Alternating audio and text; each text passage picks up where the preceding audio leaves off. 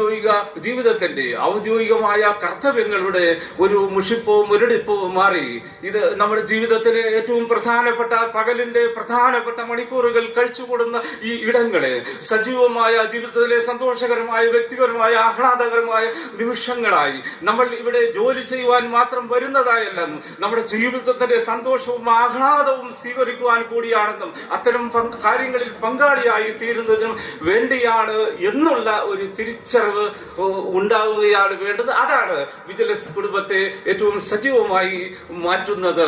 അപ്പൊ ഈ വിജിലൻസിലെ എൻ്റെ ജീവിതം, എൻ്റെ ഇവിടുത്തെ അനുഭവങ്ങൾ, എൻ്റെ ഓർമ്മകൾ ഒക്കെ പറഞ്ഞാൽ ഒരുപാടുണ്ടാകും. അതെല്ലാം അതിനുള്ള നേരമല്ല ഇത് എന്നുള്ളൂ. അത് ഹൃദയത്തിന്റെ ചില ഇടങ്ങളിൽ അങ്ങനെ ഇരിക്കട്ടെ എന്നാണ്.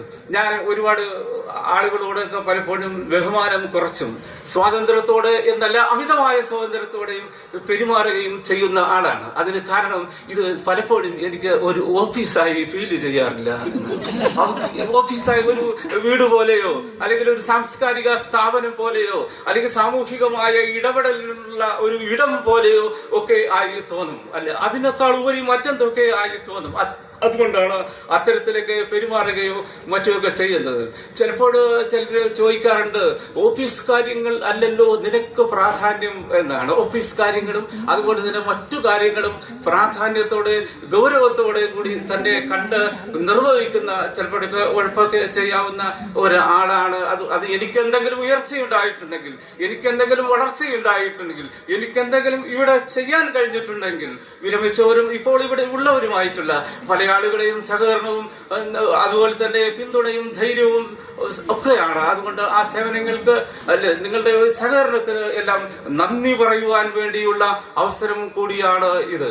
എന്നോടൊപ്പം ഈ സർവീസിൽ നിന്ന് ഇന്ന് ഇവിടെ വിരമിക്കുന്ന മാനേജർ മിനി മേഡം, അതുപോലെ തന്നെ പേർക്കോപ്പി സൂപ്രണ്ട് ജാൻസ മേഡം, സീനിയർ ക്ലർക്ക് അതുപോലെ തന്നെ സീനിയർ ശൈലജ, പിന്നെ ഞാൻ, ഇവർ 4 പേരും ഓരോ തരത്തില് സമാനതകൾ കുറഞ്ഞവരാണ്. സമാനതകളുണ്ടാവും, സമാനതകൾ തീരെ കുറഞ്ഞവരാണ്. 4 പേരും 4 തലങ്ങളിൽ വ്യത്യസ്തമായ ചിന്താഗതികളും പ്രവർത്തന രീതികളും സ്വഭാവ ഘടനകളും ഉള്ളവരാണ്.